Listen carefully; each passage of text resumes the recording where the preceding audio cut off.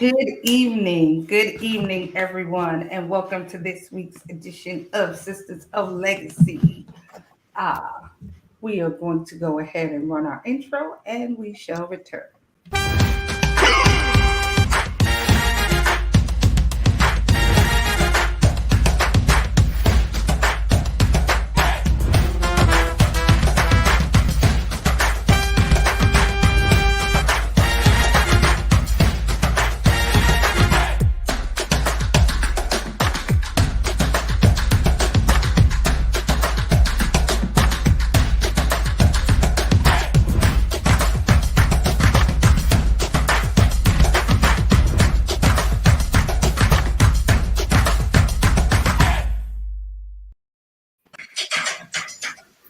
Hello, guys, and we're back.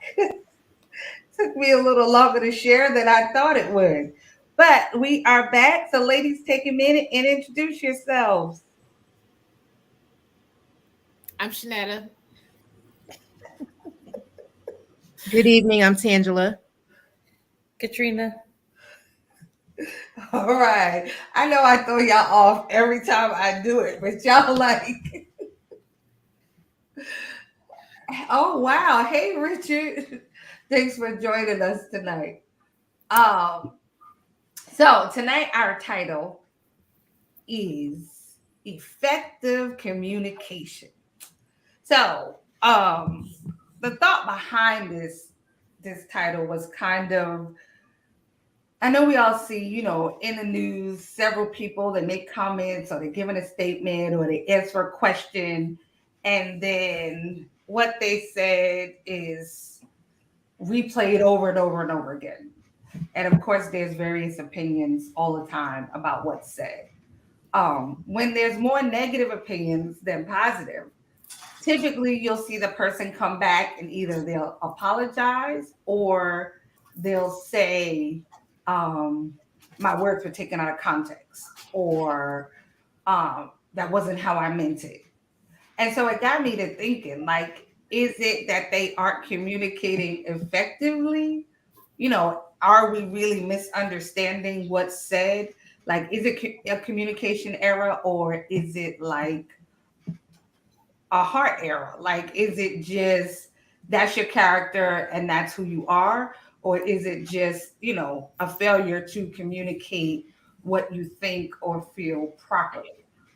So I figured what better place to have the conversation than with you fine ladies. So that was how I came up with the topic. And then I did a little research. So when I Googled it, there's roughly like 7 different types of communication. And I really like, wow, 7 really? Because I was thinking like 7 for real? But then when I started looking, I saw that there is interpersonal communication, which occurs between people or between groups. And then there's intrapersonal communication, which is communication that occurs within one's mind. So you know how like in your head you're talking to yourself and you're working through something, that would kind of be the intrapersonal communication. And then there was the ones that we're more familiar with, which of course is the verbal communication. There's the nonverbal, written, visual communication.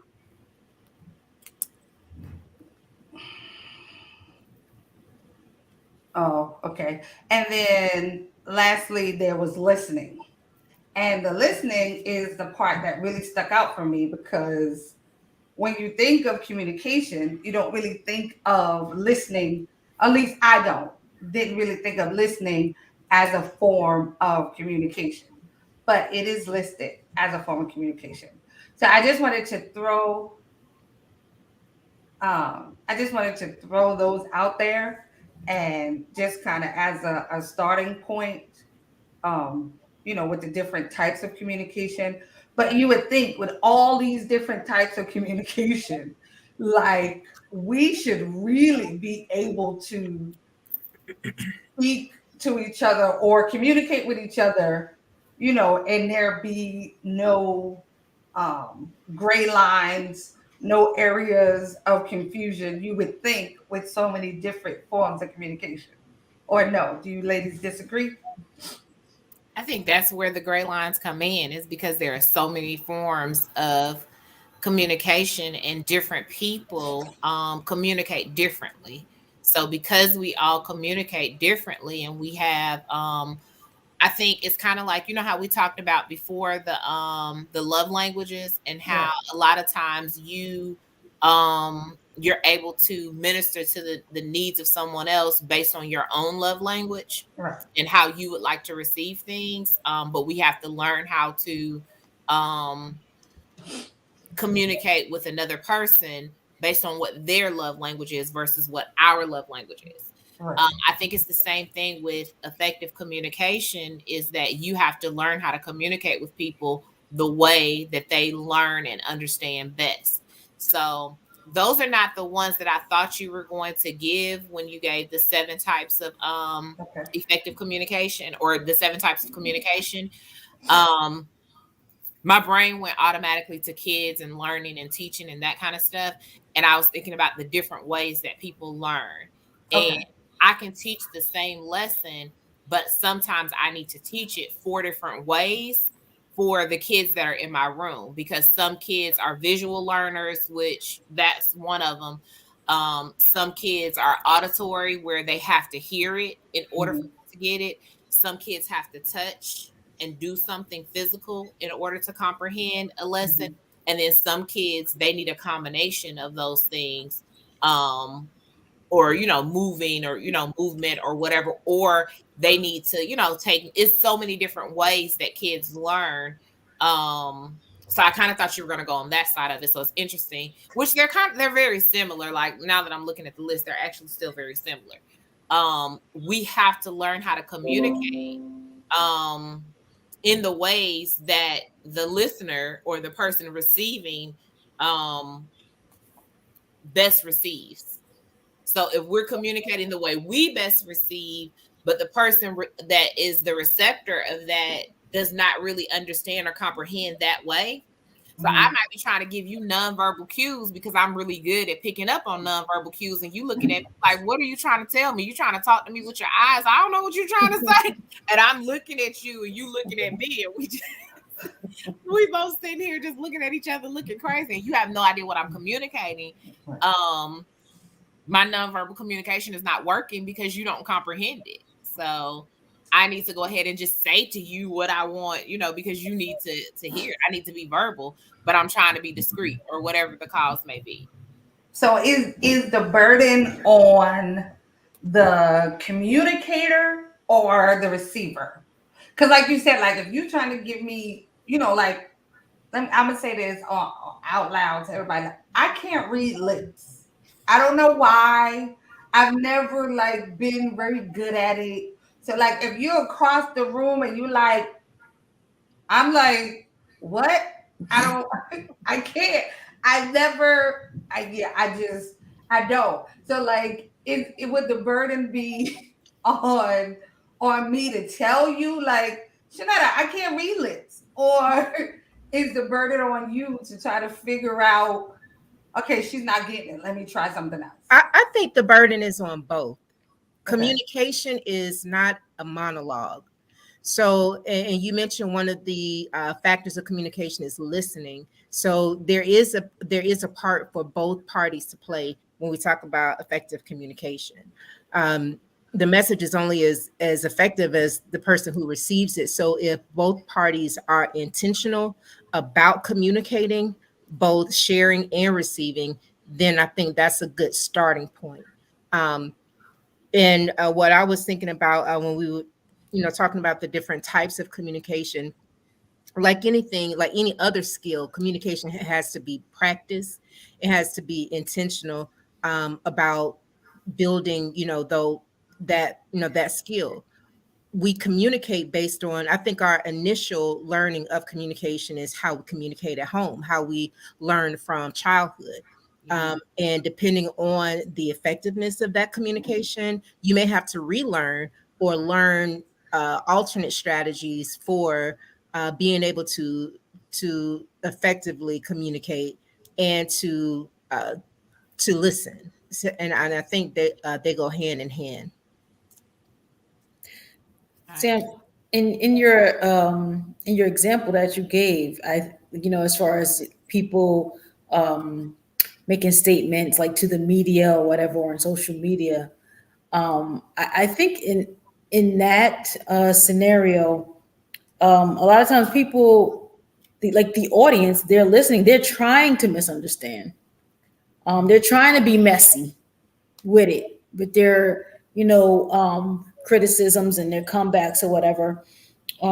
So in that scenario, like when people who are public figures, a lot of times, there's not much more they can do but speak their truth, because you have an audience who's not going to give you the benefit of the doubt. They're looking to criticize. They're looking to, what can we find wrong with this statement? How could we, make a big media blitz out of it?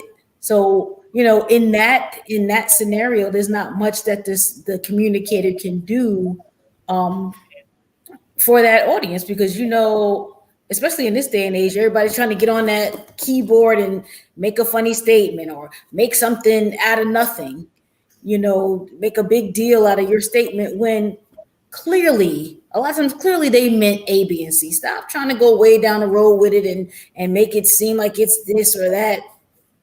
So sometimes the communicator just has to speak their truth, do their best to communicate what they're trying to say. And sometimes if you have to come back and clarify, that, I'm giving this clarification because y'all know good and well what I meant, so stop it. But, when you're in certain positions, you have to, play to the audience or the people you're trying to, convince of your position. And Trina, I think that's an interesting point, because when you think about people who have, these major platforms, we don't have the, I think it might have been Steve Harvey, something he said caught a lot of buzz, and he said, well, let somebody follow you around for 4 hours during the day with a microphone and see what they pick up. So right. We have the luxury of not having some of our faux pas caught on camera or caught on social media. Most likely, what our miscues won't be caught. But when you have major platforms, such as entertainers or even pastors or, anyone who have these, the Bible says, who much is given, much is required. I personally expect, more when you have that large of a platform to, when you're sending, communication, or you're sending, just interacting with the public, you have to be more careful, because what you do is more scrutinized than the regular person. So I think in that case, it might be time to hire, a social media manager. You may not need to get on there all the time and, going back and forth with people, and then have to come back and, like you said, apologize for this and that. Okay. So Anthony said, how do you know when communication is effective? That's a good question.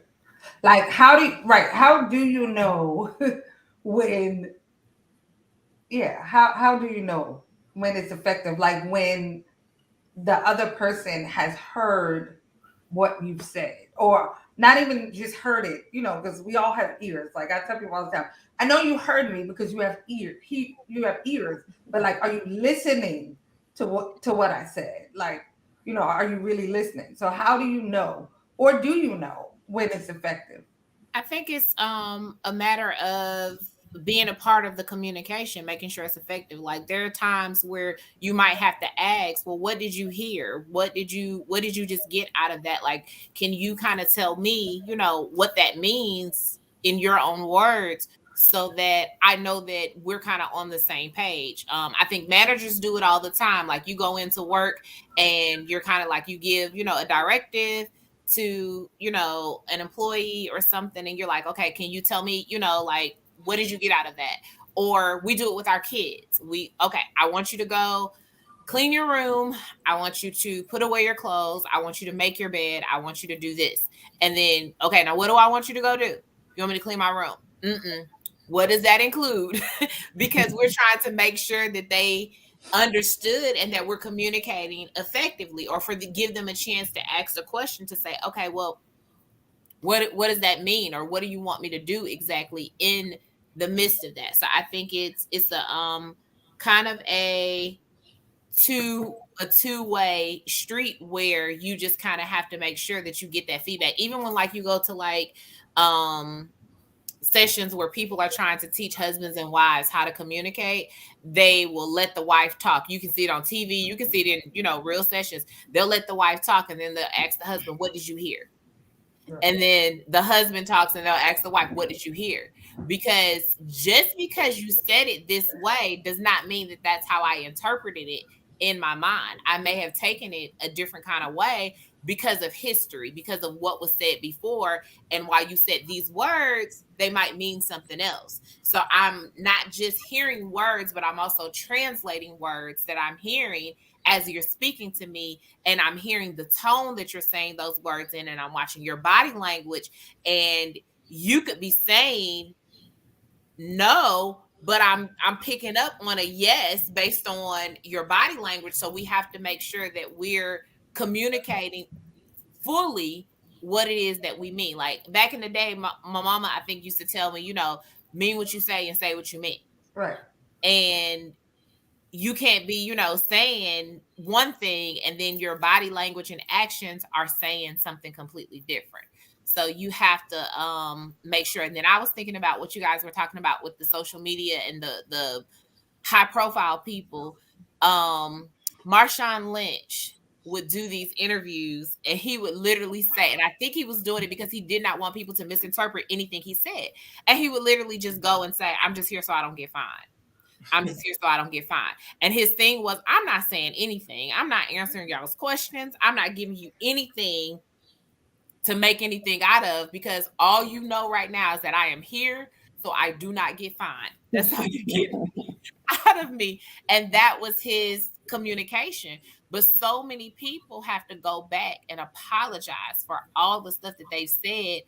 I mean, Kevin Hart had to apologize for something he said like way back when he first started, so that he could do the Grammys, and then still didn't even get a chance to do the Grammys or something weird like that.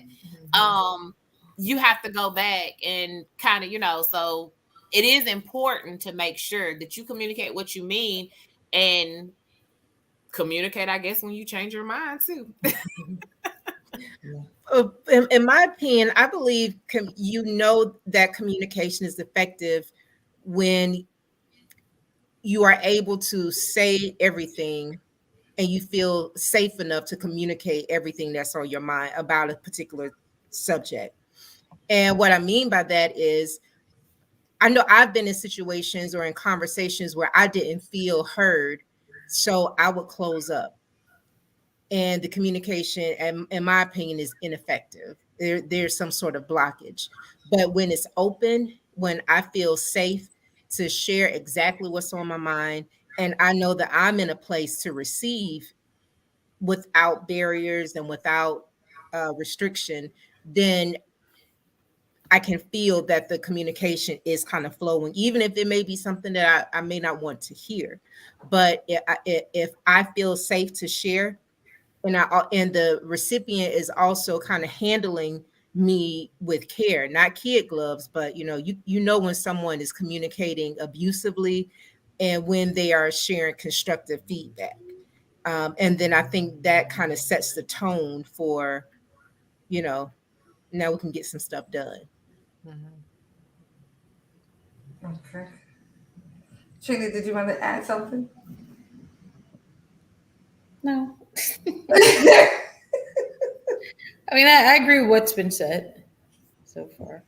Okay, she said, so true. I am that same way. I will shut down.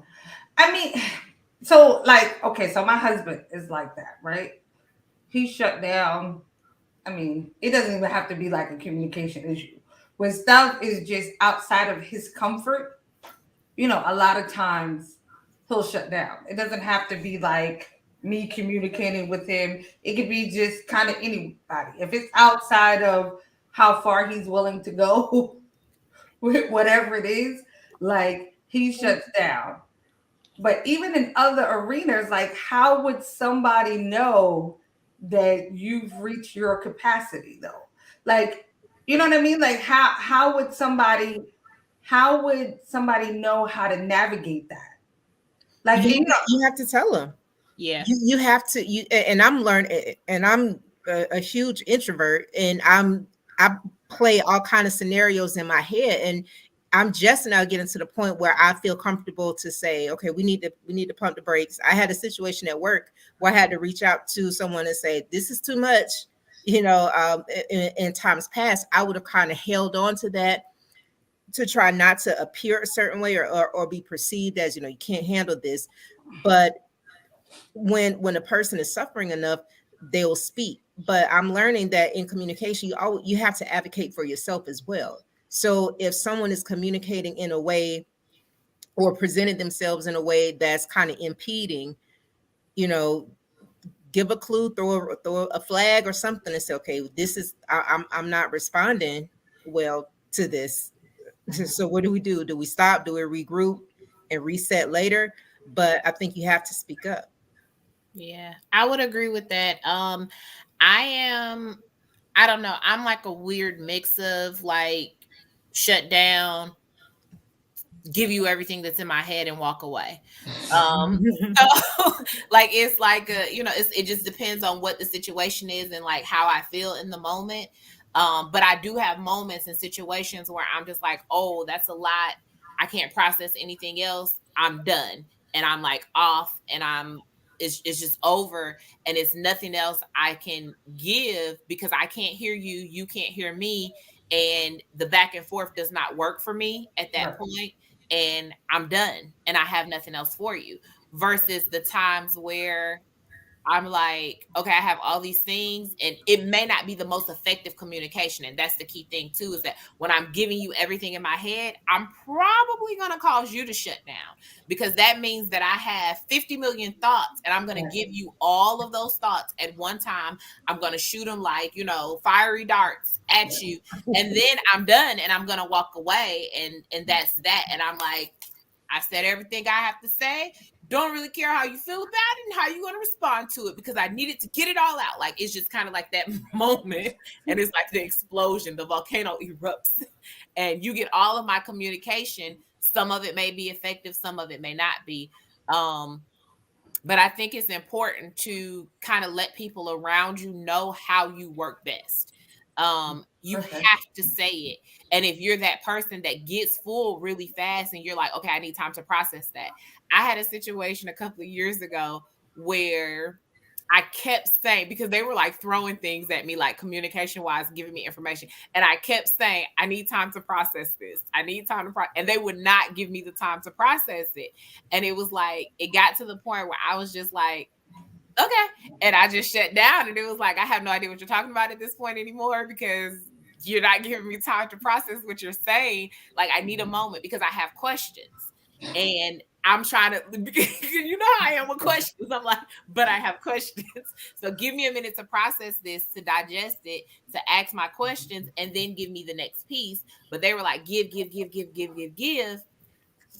I need a minute. And then it's like, okay, I'll give you a minute. And they give you 30 seconds. But I really need a minute. Like I need 15 minutes. In fact, like, let me digest this. I think you have to say what you need. And I think that along with you saying what you need, we as people in general have to learn how to respect what another person is saying. So if a person is saying to you, okay, I need a little bit at a time, this is a lot for me, you need to be respectful enough to not force them to take in information the way that you take in information. Just because you can take in all of this at once doesn't mean I can. And I think as, adult communicators, we have to learn that. I think that's how children communicate. Children communicate, and with no regard for, anyone else and what they receive. but adults have to learn how to communicate where people can hear them and people can understand what they're saying. And we don't have to agree, but I need you to be able to hear what I'm saying, because my perspective and your perspective may be where our effective communication comes into play, because we realize that we think differently. Right. When we're I agree with that. And just to kind of answer with the question that popped up, I think that understanding that people do have different communication styles, it's almost like, you know, in your marriage, we talked about the love language, if you only approach it from what works best for you, then you're probably not going to effectively communicate unless you're speaking with someone who's just like you. Yeah. And for me, I shut down if people are very, I don't want to say domineering, but if they're, you know, automatically, you know, attacking whatever my stance is. If I don't feel like, you know, you're valuing what I'm saying, then all right, you can have it. I don't have anything else to say. You know, that's dumb, that's stupid. I don't see why you would think that way. You know, well, I do. You know, so if we're going to communicate, then I need to know that you are an active participant in the communication, and it requires a bit of, I would say, self-awareness and emotional intelligence to understand, okay, what am I emoting, what am I giving off, you know, and being very conscious and present in a moment to listen, process, and then kind of state where you are all at the same time. It's not always easy, especially depending on who you're dealing with, but depending on the value of the relationship and the value of the conversation, you have to flex some mental and emotional muscles. Yeah. I agree with Tangela as far as how someone is receiving what you're saying, and they're especially if someone's like very opinionated, and they don't, like, they just dismiss. That's the word I was what looking you're for. saying. They're dismissing your opinions, your feelings. Yeah. When someone is dismissive, that's when I'm just like, okay, I don't need to keep going back. I'm not going to go back and forth with you. I'm not going to argue with you. If you're dismissing my feelings, especially my feelings, then I'm just going to be like, okay, then this is not effective communication. I don't, like Tangela said, I don't feel valued in this conversation.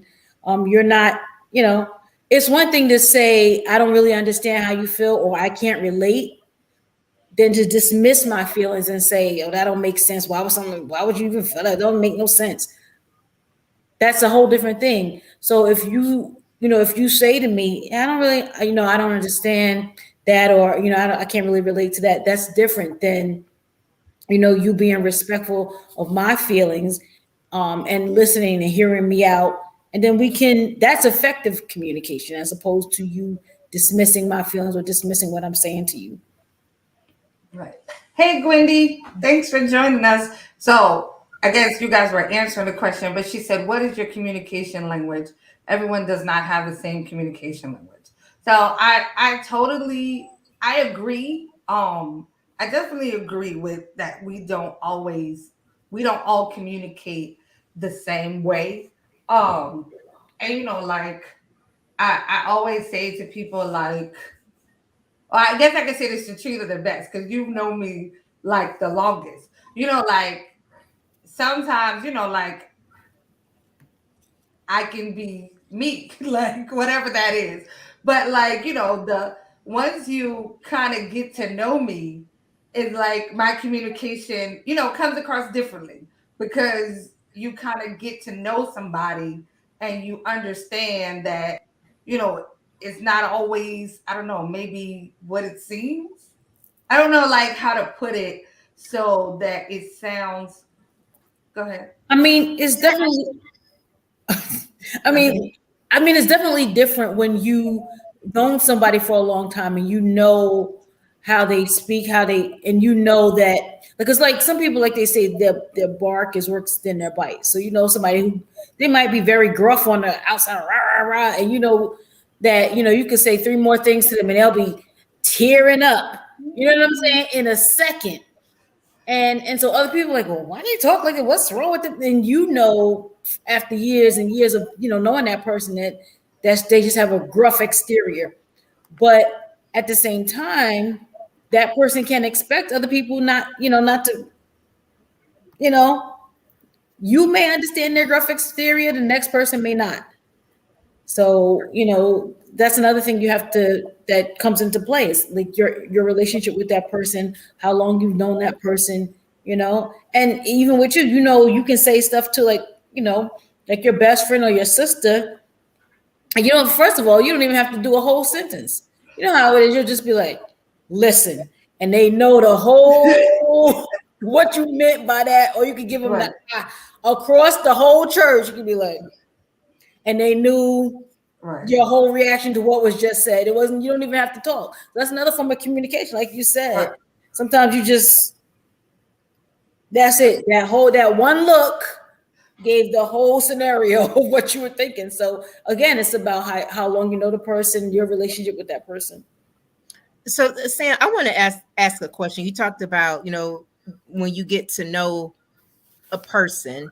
Mhm. So does that familiarity mean that we don't put, and I'm not putting words in your mouth, but just asking, do we try to work on communication, or do we just kind of lean on the fact that, oh, this is my sister, or this is such and such, they know me, and take that kind of as a pass for not trying to engage in effective communication? I mean, I don't think you should ever. I mean, that's the same as kind of like disregarding how somebody feel. So like I said, Trina's known me a long time, but at the same time, I expect like if I say something to her or say something that she doesn't like or she doesn't agree with, like even if it's like say I say something on here and she get off and she like got some feelings about it, I expect to get at the very least a text from her saying, "All right, Sam," or Trina, she give you the eyes, like she'll send the eyes emoji. Like I expect something like that. Like tell me like, okay, that was too far, or tell me like that was too much. Like, but like I said, familiarity, however you say it. When you get familiar with somebody, sometimes I guess there are times where you can not intentionally, but you can sometimes come across in a way that wasn't intended. But like I said, if Trina never says to me she didn't like it or she didn't agree with it, and she just kind of gets off with extra feelings, I can't fix something that I don't know I broke, right? So like, I think, that kind of works on both sides. I think we have to be, you know, we have to be clear on where we are. And then sometimes I think, give people the benefit of the doubt. Like if Shanetta said something to me, I would try to assume, at least at first glance, that she didn't mean it like whatever. And I might shoot a text like, how'd you mean that?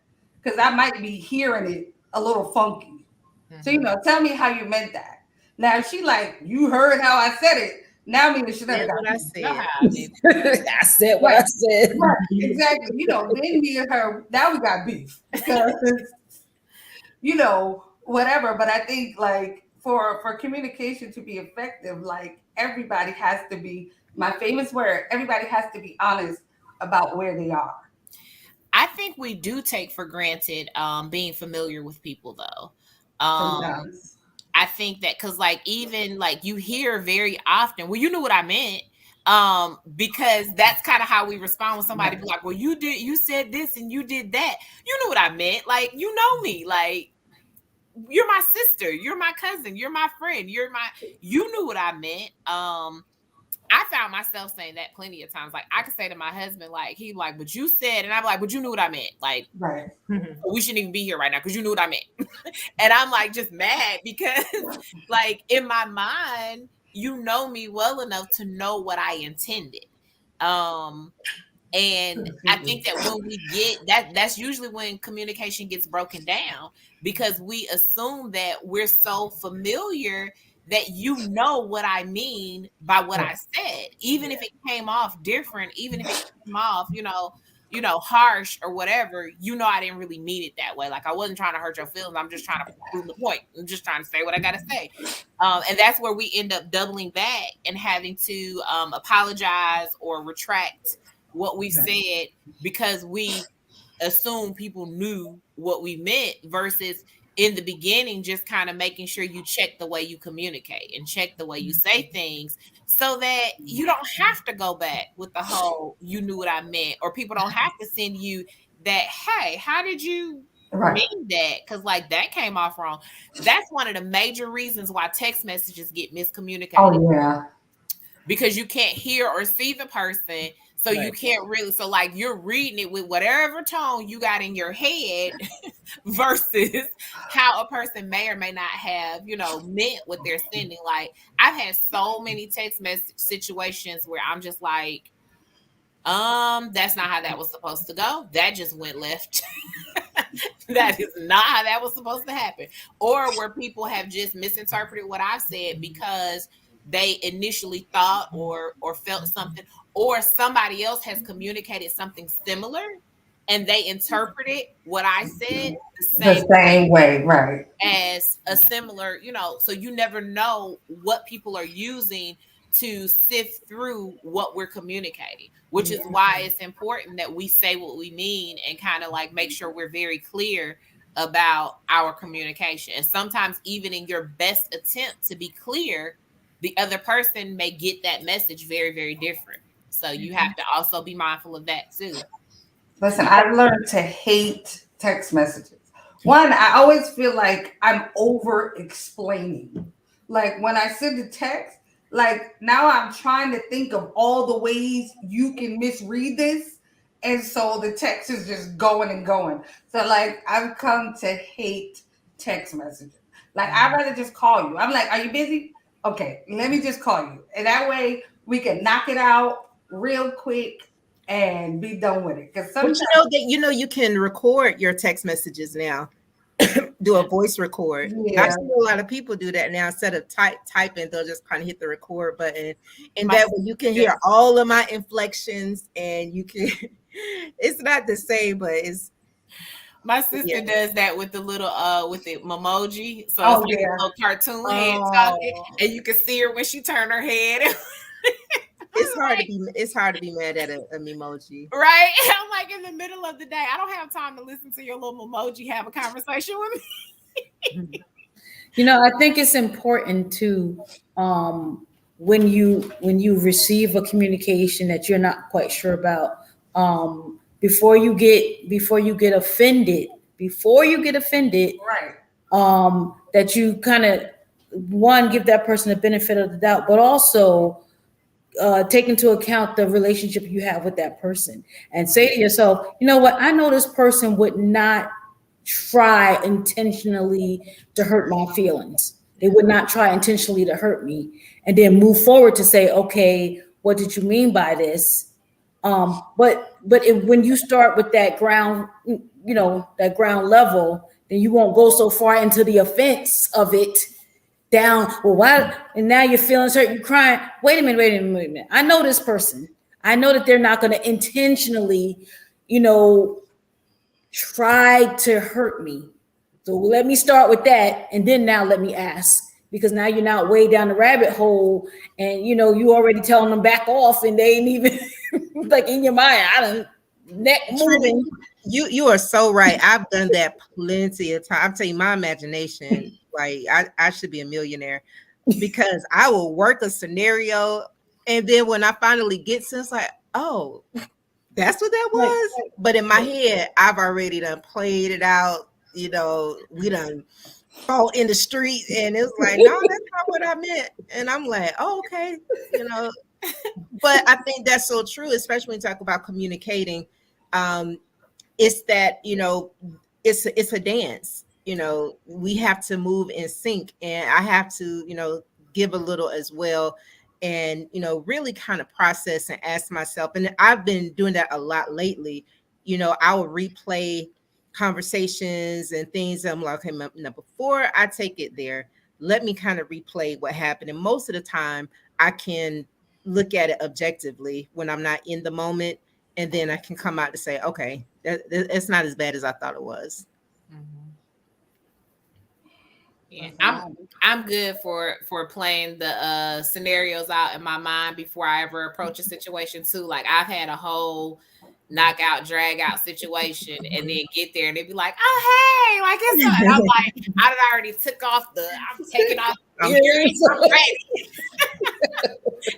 And it's not even that bad. I'm like, oh, okay. I hope you don't know what I was thinking. Because I thought this was about to be a whole thing. I've done it plenty of times. I'm like, oh, I feel so small. Right. And then you like internally like, Lord forgive me, because I was ready. Like I was on 10. I'm ready to go. And it wasn't even that bad. I know with my kids, I had a situation, I guess this was last year, with one of my kids, and it was a whole text message conversation because he was asleep when I left home. So I sent him the text so that he would get it when he woke up. He misread my text and responded back with something else. And when he responded, I was in the middle of something and I half read his text, misinterpreted what he said, and I was ready to lay him out. Like when I tell you that was about to be the end for this child of mine, I was ready to take him out. And so of course he's like, no. And he's trying to back out of what he said. And I'm like, let me look again. And it's like, so you have to go back. So text messages are horrible sometimes because like it gets things all misconstrued and just twisted up and messed up when you do in fact need to just pick up the phone and have a call or wait until you're face to face with the person and just have a conversation to make sure that you're both being effective. Because I think a lot of times one of us is trying to be effective and the other person is not, maybe they're not ready for the conversation. Like, have you ever had an argument with your spouse or with like just someone you love and care about, and it's just like you're ready to communicate all the things and like deal with it, and they're just kind of like, yeah, no, don't want to do this right now, not ready. And you have to kind of wait for them to be at the same level of ready that you are in order to have an effective like me and McNair would have these arguments, and it's not like a lot of them like or major stuff, but like we would have an argument over something crazy and it will be 2:00 in the morning. I can't sleep. Right. I'm still processing what I want to say about this, and you over here snoring. Well, yes. How are you okay? Right. So I'm ready to flip on lights, take your pillow. Like, we got to have a conversation now at 2:00 in the morning. Absolutely. And he was like, you crazy woman, if you don't go to sleep. And we talk about this tomorrow. And I'm like, no, let me have the cozy pillow, the blankets, the covers. I done stripped the whole bed down. I'm like, we about to talk. And he's like, you are a nut. Like, I don't even know how he put up with me sometimes. Cause like I can totally be like on level 10 sometimes. Like, but we have to talk. It's 2:00 in the morning, babe. We can talk tomorrow. Oh, that's what I need to do. Take the pillows and the sheets. You hear that, Walker? Your don't pillow listen to me, and sheets are toast. Let me tell you something. I tell people all the time, like when we first got married, you know how you read stuff, you hear stuff, they say, never go to bed angry. Child, I lost so much sleep the first couple of years. And when I say I mean I. Because they go to sleep. They're not thinking about what I say. Like baby. He's sleeping like a newborn baby. That joker he good and deep into a snore. And like I've tried to wake him up before, and I know I'll be in trouble when he get home after this conversation. I tried to wake him up before, and he'd be like, what? I'm like, listen, I need to say, all right, Sam, go ahead, say it. And he gone. And now I'm even madder than when I woke you up the first time. I'm not mad about what I'm mad about no more. I'm mad that you went to sleep when I'm trying to tell you what I'm mad about. You need to hear what else. Listen, I got over that. It took me a while though. I got over it. Now when I'm mad, I don't even look at him. You go snore. I'm gonna sit here whatever. Let's just act like it did not happen. Not, oh my God, listen, my husband Mine too. will Go to sleep. fall asleep in the middle of a sentence. Like that dude will be like, well, Sam, I told you, any God. You hear me? There is nothing. I'm telling you, if you gotta be awake for the rapture, Oh my Jesus goodness. better not coming tonight Oh, because Anthony Walker will miss it. There has not been anything in the whole almost 30 years. Well, no, 30 now. Yeah, 30 years that I've known him that I have seen keep him awake. He could be sick. He could be in pain. And he figure out a way to go to sleep. There's nothing that comes between that man and his sleep. He sounds like McNair because he is like serious about his sleep too. Like he is like, Look, you gotta sleep. You're gonna go to sleep. He said, I can sleep on rocks. And he mean that. He really can. He can sleep on rocks. But I'm gonna try that sheet stuff. I'm gonna tell you how it goes. No, don't do that. Don't do that. When it's early in the morning and you start getting some texts, well, he gonna text your husband. So when he texts your husband, listen, I do not condone these messages. I do not. This is being recorded. It's live. There are people watching. I do not support. Try this at your own risk. Right. Listen, I think I pull his sheets off and he'd be like, whatever, and go right back to sleep. But okay, so we talked about text and we talked about verbal communication. So I'm big on not so much what you say, but like your body language, right? So if I'm talking to you and you just like, I'm over it. Like for me, you obviously are not interested in participating in this conversation. So like how do you guys handle like what somebody's saying versus what their body's doing? Or do you ever put like the two and two together? Or do you just, focus on what's said, or do you focus on both? I ask them, if it's, especially if it's an important conversation, ask them, based on your body language, I'm getting the feeling that you're not interested. Do we need to table this conversation for later, or, something like that to bring it to their attention? Because we can assume we don't know what has happened or what conversation they had before coming into the conversation with us. And we could make a mistake and assume that, or they're having this reaction because of me, but they could have gotten some bad news previously, and now this is the next conversation that they're having. So they may have not had in Chanel's example time to process, and so they're jumping into another conversation. So I wouldn't assume that the body language is for me, but if it's distracting enough, I would ask, are we okay, or is this conversation do we need to table it? Yeah, I agree with that. I think you do have to ask, because I had a conversation with a parent the other day, and I had to explain that I have a migraine, because I know whatever the way she was talking to me, but I know that my face was probably giving off, I don't really care what you're saying. But it wasn't, it's not that I didn't care or whatever. My head was just, so I was like, I just said to her,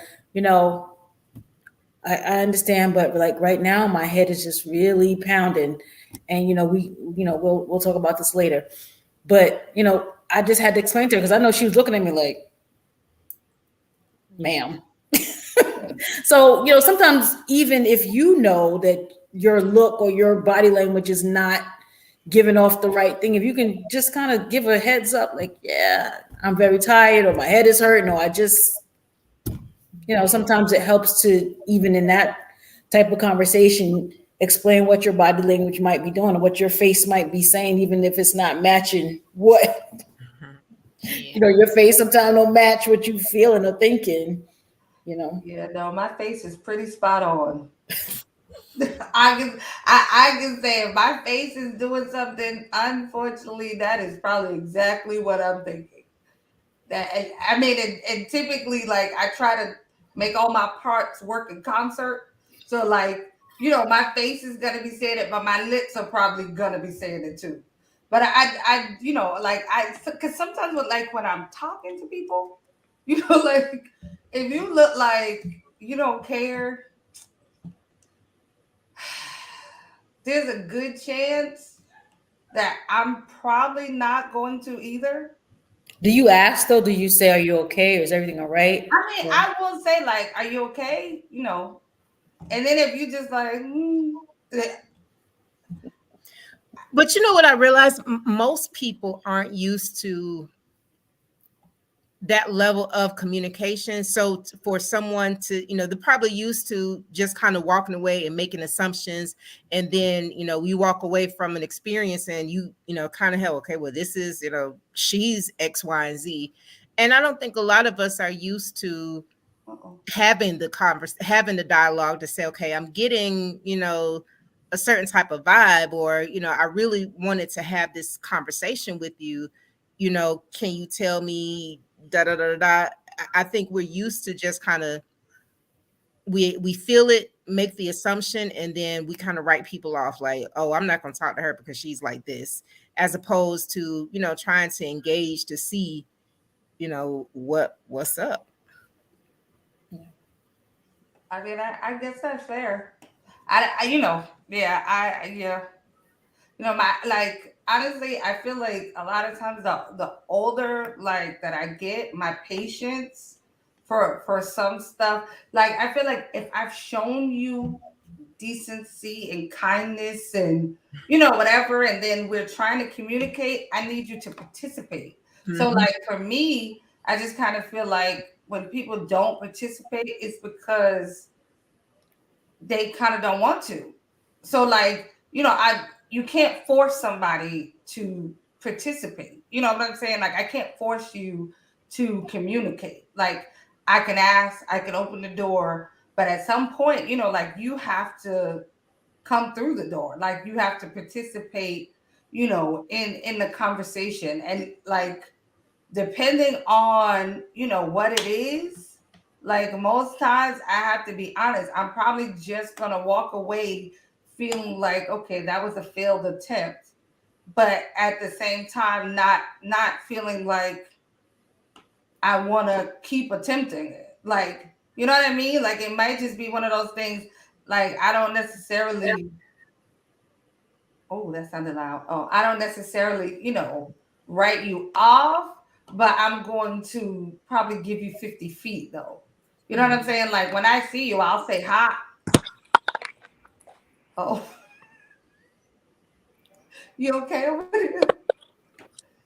Yeah, I guess my internet is just being wonky tonight, so I just logged on from my phone. So Okay.